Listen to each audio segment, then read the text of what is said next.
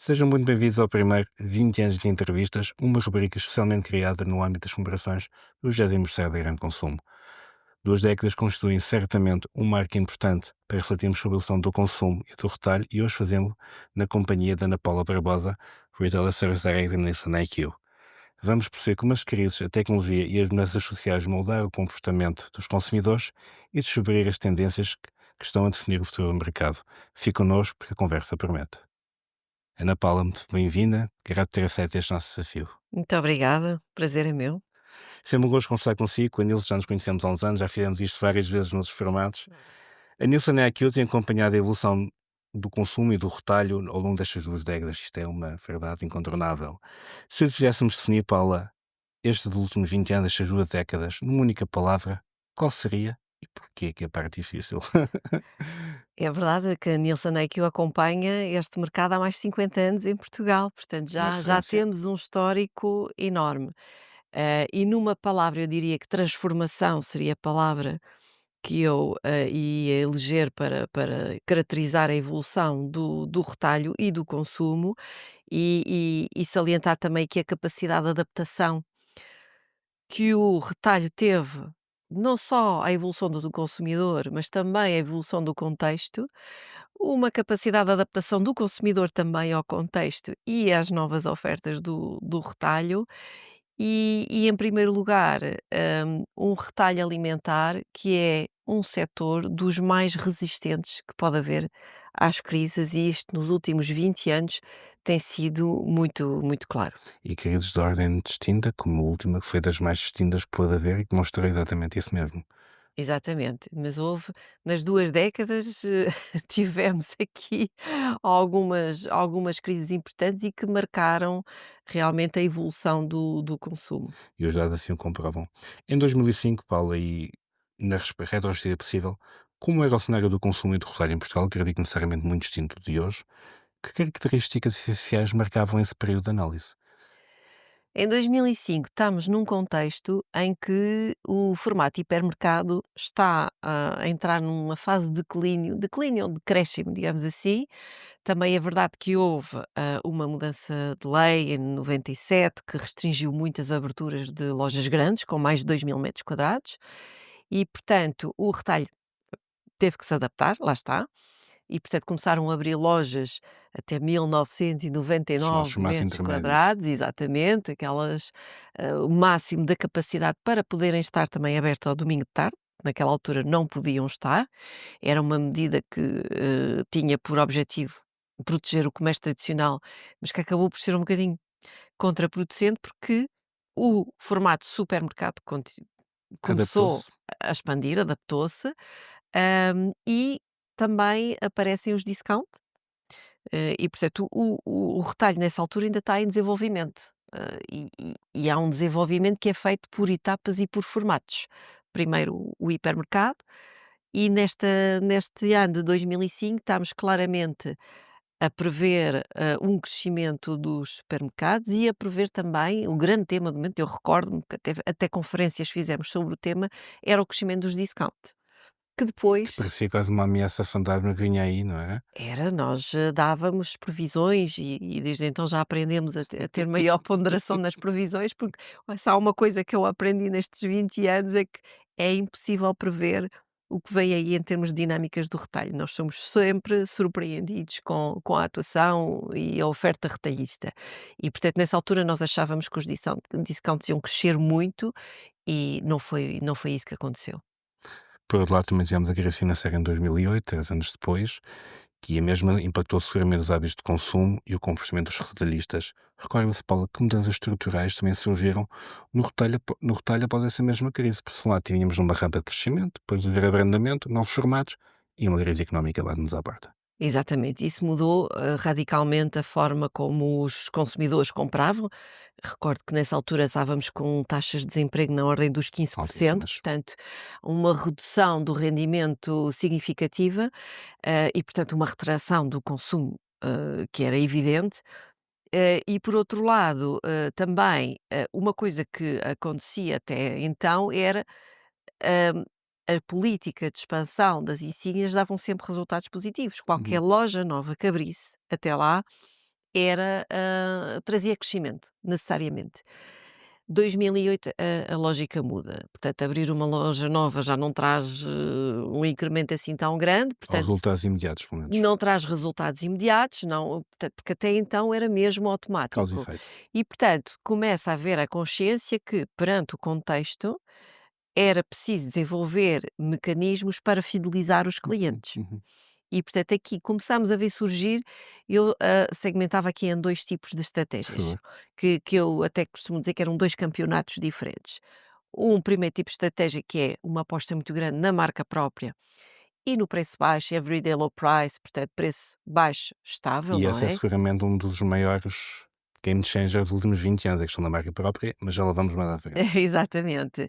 E por outro lado, retalhistas que apostavam em promoções, portanto, uma estratégia mais de high-low, Uhum. em que aí havia uma aposta muito nas marcas e em descontos de preço, e também começam a aparecer os programas de fidelização com muita força, porque há este objetivo muito grande de reter, de De fidelizar os fidelizar clientes. os clientes, e também os primeiros passos na personalização, nas ofertas personalizadas.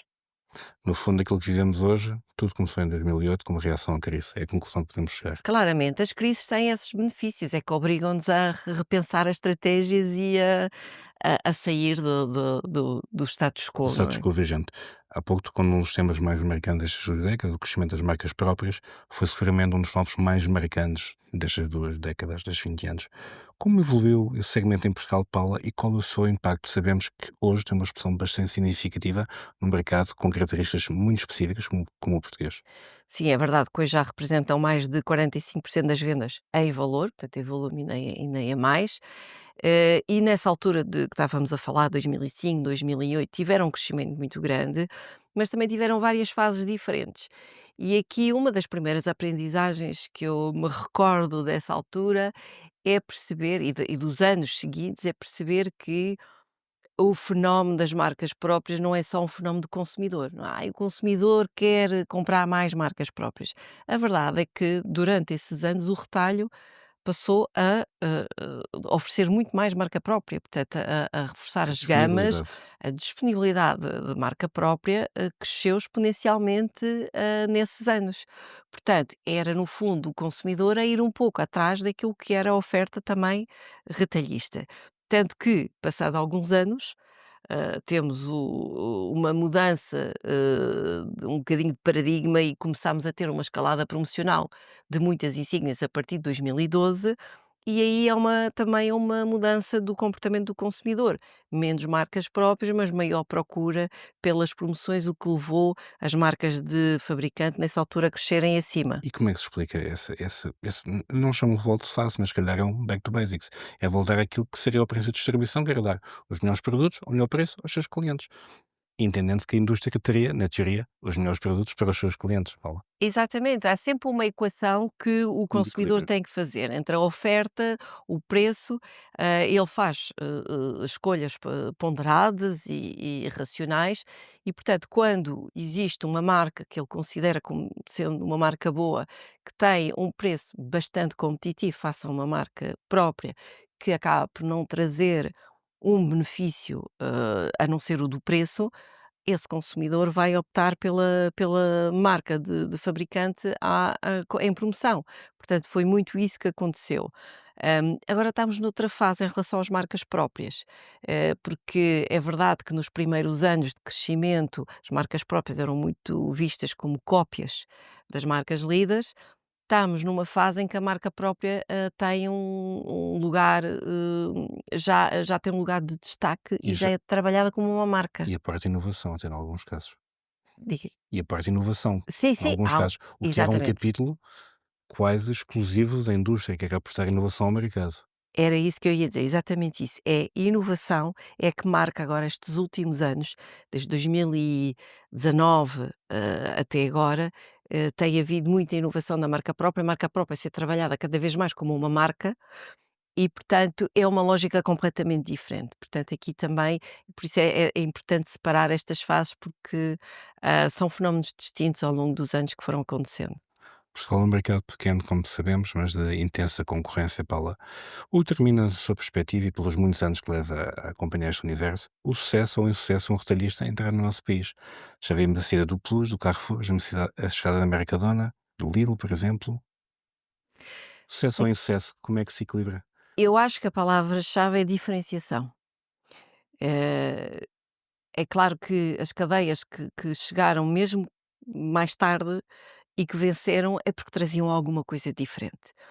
O caso do Carrefour, que eu conheço bem, porque foi o meu primeiro emprego inclusivamente, hum, era uma cadeia que tinha um fator de diferenciação que os consumidores até apreciavam.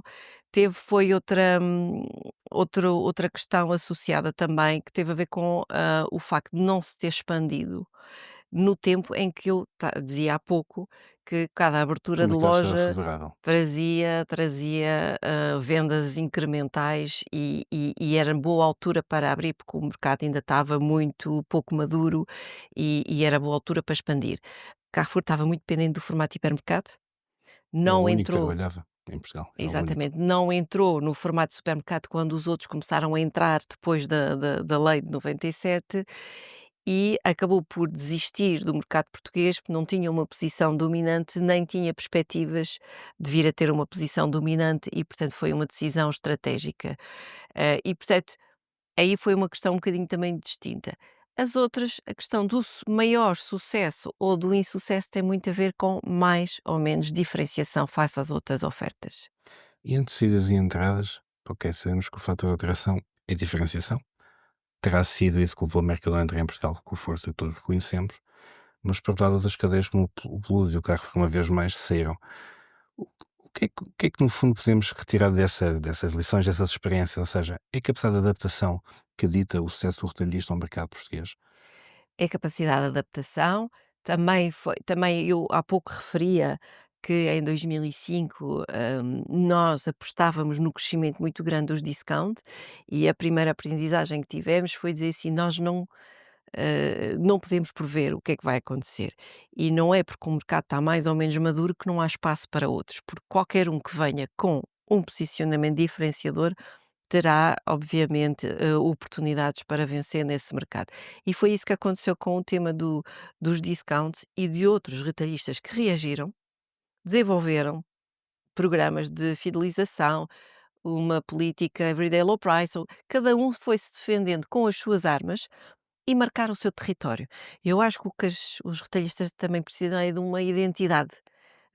A minha estratégia é esta e o meu consumidor tem que perceber que a minha estratégia é esta e que isto é benéfico para ele. Mas é difícil não resistir ao contágio de olhar para o lado, não é? Certo, certo, é difícil, mas depois temos que. E muitas vezes, quem conseguiu combater os discounts conseguiu fazer com armas diferentes, com as suas armas. Cada um tem as suas valências, a sua identidade e nunca se deve afastar dessa identidade em reação a um concorrente.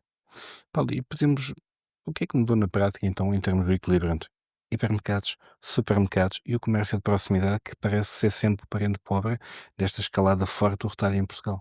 Sim, embora o comércio de proximidade já se está a modernizar e Pela também já está com. diferenciação que traz exatamente como há pouco Exatamente, falava. exatamente, está com uma dinâmica também bastante interessante.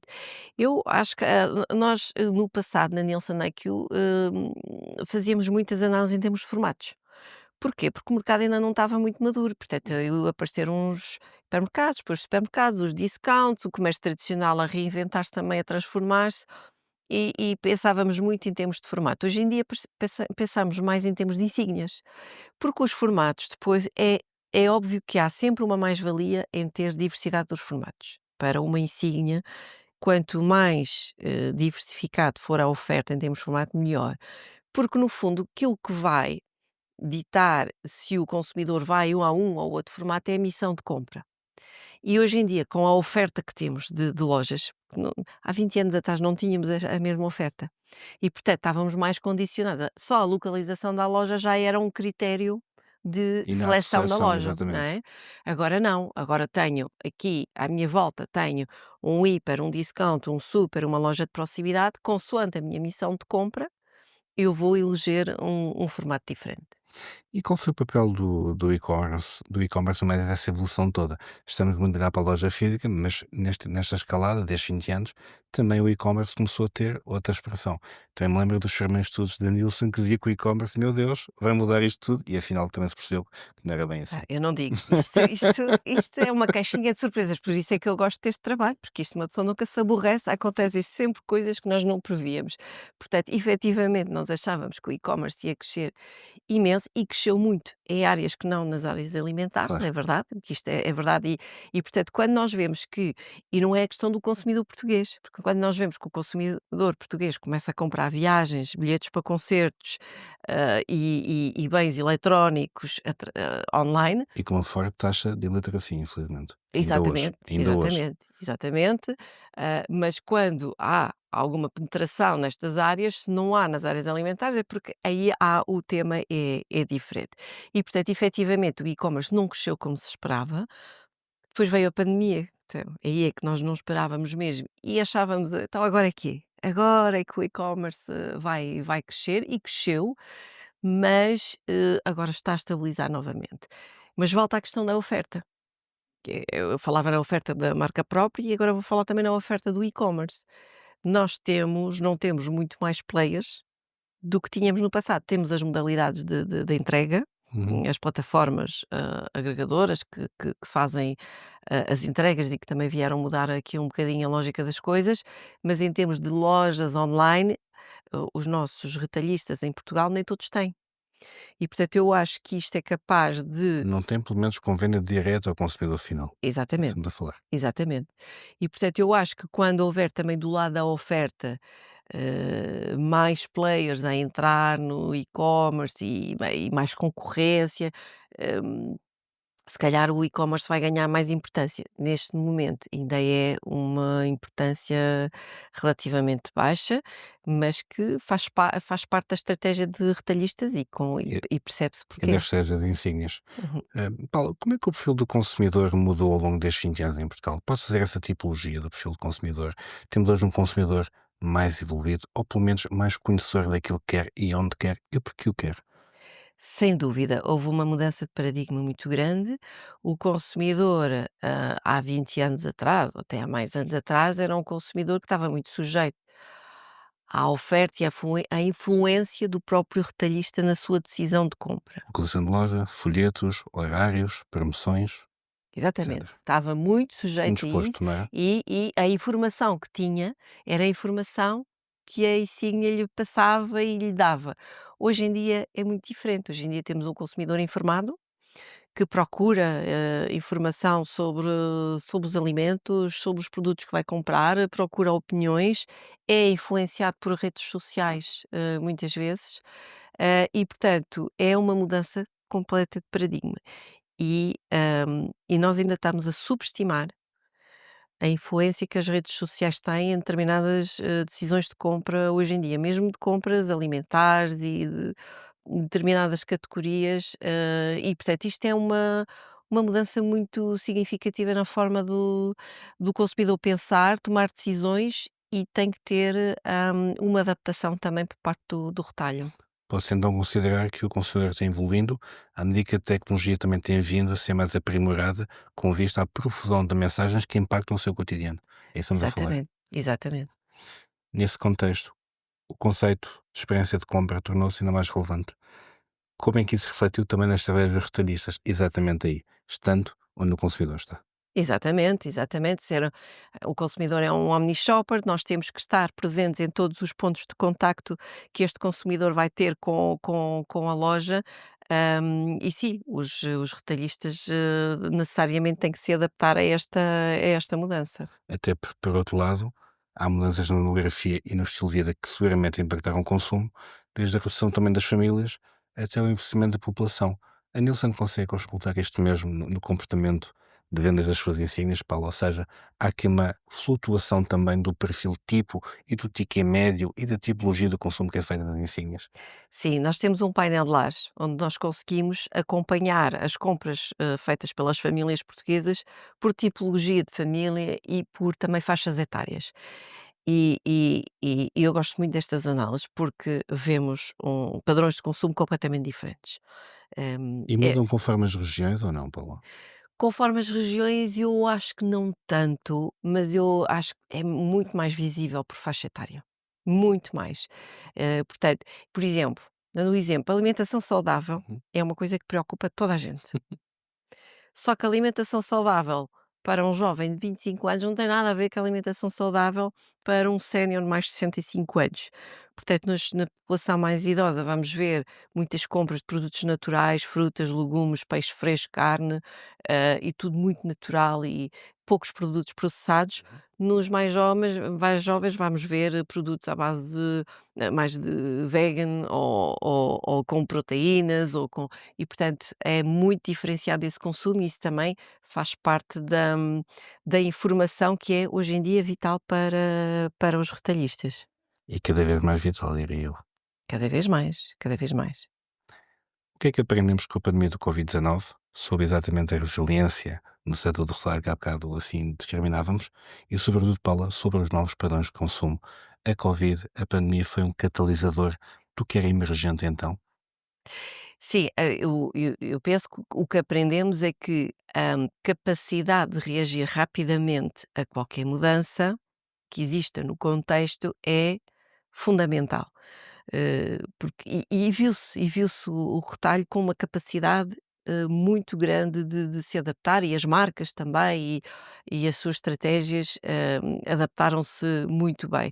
E depois da pandemia vieram outras disrupções, outros problemas e portanto isto mostrou que é preciso estar sempre em cima do comportamento do consumidor, tentar, o mais possível antecipar as mudanças nos hábitos, e tanto a nível da pandemia como agora da crise inflacionista, vemos, por exemplo, que esta transferência de consumo dentro de casa e consumo fora de casa, por exemplo, é essencial perceber esta dinâmica para também adaptar a oferta e perceber o que é que o consumidor está a fazer, se está a consumir mais dentro de casa, mais fora de casa, e com a pandemia também, e com o desenvolvimento do teletrabalho, também outros comportamentos vieram associados e também são importantes as marcas e as insígnias refletirem sobre eles. Isso é a exigência não só de novos canais de comercialização, não é? Mas também perceber que tipos de marcas é que fazem palco e estão presentes nesse hábito de consumo nesses mesmos canais. Podem não ser necessariamente as mesmas. Exatamente. Por outro lado, a ascensão da economia circular e da sustentabilidade é uma das grandes mudanças destes períodos que estou a incorrer.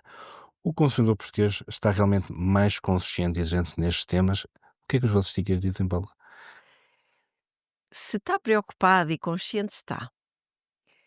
Se muda muito o seu comportamento de compra por causa disso, aí já tenho mais dúvidas. Geralmente é aquilo que se dá à entrada do supermercado e depois aquilo que se vê a sair do supermercado. Exato, e nós fizemos estudos, não propriamente em Portugal, mas estudos a nível global. Nós não somos assim tão diferentes dos outros países em relação à sustentabilidade, preocupamos-nos, mas para dar aquele salto de eu vou comprar um produto amigo do ambiente, nós sabemos que essa compra tem que estar associada a outra vantagem, outro benefício adicional. Ou porque realmente é uma coisa que me vai fazer, poupar, não vou gastar tanto, uso de produtos, recicláveis ou do refill, Uhum. ou seja, tem que vir com alguma vantagem associada. Portanto, há esta preocupação. Agora, se o português está disposto a gastar mais dinheiro para comprar um produto mais amigo do ambiente só por esse motivo, não me parece que seja suficiente, Portanto, o preço, o price tag, continua a ser influenciador de comportamento de compra em Portugal. sem dúvida. Por outro lado, o mercado produz plant-based e alternativas sustentáveis aparenta ter ganho um novo protagonismo. Como vê essa tendência em Portugal? Sim, lá está. Este é outro exemplo de outro benefício associado, não é? Exatamente. É um produto saudável, ao mesmo tempo amigo do ambiente, e portanto, tem vários benefícios associados e por isso tem tido algum sucesso, e assim vai continuar. Estou convicta que vai ser uma tendência para os próximos anos, sim. E podemos considerar que todos os comportamentos que temos encontrado até agora e abordado são, no fundo, a evolução de um mercado cada vez mais maduro e com isso mais complexo, Ana.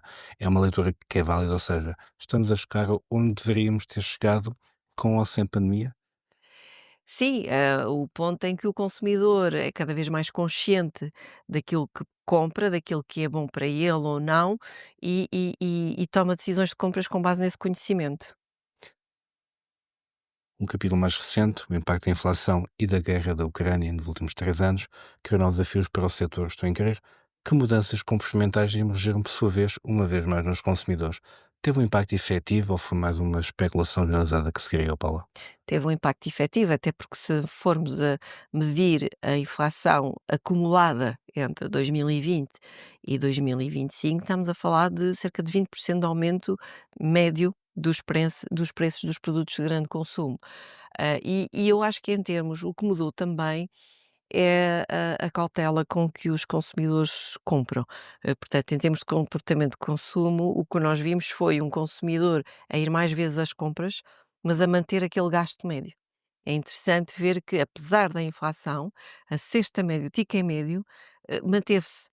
Mas, era um consumidor que ia mais vezes às compras, portanto, é claramente um comportamento de quem está a ter cautela em relação aos gastos. E isto depois de algum tempo passa a ser um hábito, não é? E portanto, quando as Cria-se um padrão. situações se Cria-se um prolongam, padrão. cria-se um padrão. Uhum. É como a pandemia, se uma coisa é um fenómeno durar 6 meses, ou outra coisa é quando já dura Se mais do que prolonga no 1 ano, tempo. 2 anos e já se torna um hábito. Independentemente da polarização promocional que temos visto, continua a manter uma intensidade muito forte junto dos consumidores. Portanto, o padrão mantém-se, não obstante os estímulos que o consumidor recebe. Exatamente. Por sua vez, o canal Horeca teve altos e baixos nestes anos, estes 20 anos, especialmente com a pandemia, onde portas fechadas não pôde trabalhar. Como se reposicionou este segmento, Paula? O canal Horeca está muito mais sujeito, ao contexto É macroeconómico mais robusto. do que o retalho alimentar. E, portanto, nota-se claramente quando o contexto está, desfavorável, o Horeca, ressente-se. Ainda que, nos últimos anos, nós temos outro fator que veio ajudar o canal Horeca, que foi o turismo. E, portanto, no canal Horeca temos 2 realidades. Os os estabelecimentos que beneficiam do turismo e que estão, com uma boa dinâmica, e aqueles que não estão localizados em zonas que possam, ter esse benefício, e aí a situação é mais complexa. E portanto, há novamente, como houve na crise de 2008, uma situação complexa para o canal Horeca, e também há novas concorrências, e nomeadamente restaurantes que estão a surgir dentro dos hipermercados e supermercados, o takeaway, e portanto isto acaba por ser também uma ameaça ao setor para além do contexto que se vive. Quais são então os desafios que o retalho enfrenta para os próximos anos, se é que conseguimos antecipar e defini-los, e como é que os dados e a inteligência de mercado podem ajudar a antecipá-los? Paulo, vemos na era da inteligência artificial. Também Nielsen vai estar munida e vai conseguir dar resposta aos retalhistas e a quem pedir os seus dados para analisar devidamente o mercado com inteligência. É verdade, a Nielsen IQ está preocupada em conseguir trabalhar a informação provenientes de várias fontes, portanto, temos informação proveniente do retalho, mas também do próprio consumidor, e cruzar essa informação toda. E eu acho que a chave do sucesso é conseguir antecipar o mais possível, o que o consumidor vai fazer, as decisões que vai comprar e para onde é que se vai Hum, dirigir o consumo. E também acompanhar os fatores que influenciam a decisão de compra, as redes sociais. Eu insisto muito neste tópico É uma porque tendência, Ana. As é tendências. uma tendência. Para dar um exemplo, quando eu vejo que um TikToker no Canadá lança uma receita de uma salada com pepino, que se torna viral, e que os pepinos esgotam na Islândia, eu digo assim: isto realmente é difícil antecipar estas coisas, e é difícil perceber que isto vai acontecer. Isso também acontece em Portugal com alguns retalhistas que, mediante algumas notícias que saem, acabam estoques de produtos que nem eles percebem porque é que os estoques acabam de repente. Exatamente, exatamente. Há determinados posts que se tornam virais, que as pessoas partilham sem que nós consigamos antecipar. É preciso estar sempre em cima do acontecimento e tentar ajustar, e por isso a questão da agilidade também é muito importante para as É a organizações. capacidade de previsão ou de provisão, neste caso, não é? Exato, e a inteligência artificial vai ajudar muito nessa parte, fazer a previsão daquilo que os consumidores vão pedir. Então podemos considerar, Paula, que a inteligência artificial e as redes sociais são duas das tendências globais que irão ajudar a mudar o consumo nos próximos 5 anos. Já não vou mais longe do que isto. Portanto, no próximo lustro dos próximos 5 anos, até 2030, podemos considerar que as redes sociais e a inteligência artificial irão ajudar a mudar o futuro do consumo. Sim, e juntamente com a tecnologia também que vai, continuar a revolucionar os processos, a experiência de compra. Sim, eu acho que são, eu diria, estas 3 tendências, sim. O consumidor português apresenta-se com um perfil para ser mais digital ou mais híbrido daqui para a frente. Eu diria mais híbrido, sempre com uma grande influência do digital. As lojas físicas vão continuar a ter um papel fundamental. Para determinadas categorias é preciso ver o produto, é preciso ter contacto com o produto e inclusivamente nos estudos que nós fazemos sobre a geração Z, os mais jovens, vemos que eles continuam a ir à loja física. Agora, obviamente, com muitas influências do canal digital à mistura e, portanto, é importante estar, presente em todas estas estes pontos de contacto, mas vai ser muito híbrido. E a loja física tem um papel mais do que nunca de up no meio de todo isto, equilibrar, no fundo, pode ser um sítio de compra, pode ser um sítio de recolha, pode ser um sítio de consulta. Pode Pode ser ser um isso tudo. sítio de experiências, de um showroom, ou pode ser sim, sim, sim, um Mas sem ela o espaço retalho não é possível, é isso que estamos a exato, falar. exatamente. Se tiver de destacar um grande marco do retalho ou do consumo em Portugal em cada uma destas décadas, quais seriam?